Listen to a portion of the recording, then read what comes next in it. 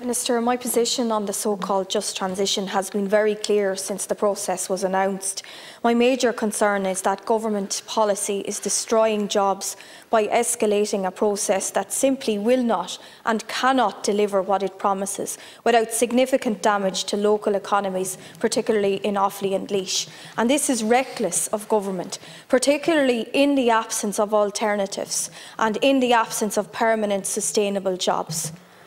I have made a detailed submission to the consultation on the EU Just Transition Fund and the development of a draft territorial just transition plan in February, and I outlined these concerns again, which I have done on many occasions since the just transition process or the unjust transition process was announced.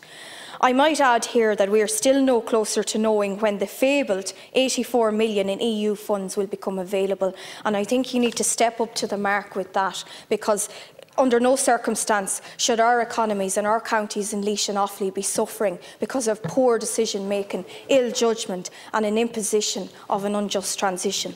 Of course, the transition process cannot be separated from government's wider carbon mitigation and reduction strategy and the EU's Green New Deal.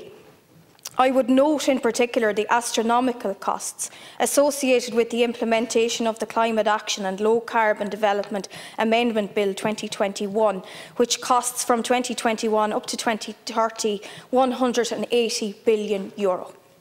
Crazy stuff what's happening here, and allowed to go on every day. It remains my view that the piece of legislation is regressive and will only compound the difficulties of counties like Laois and Offaly, who will certainly bear the brunt of the transition process. Offaly will bear the brunt of 38% of the job losses.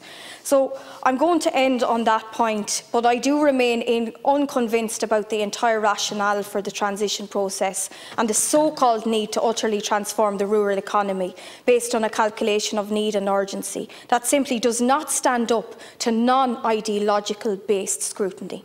You ignore other research that's out there.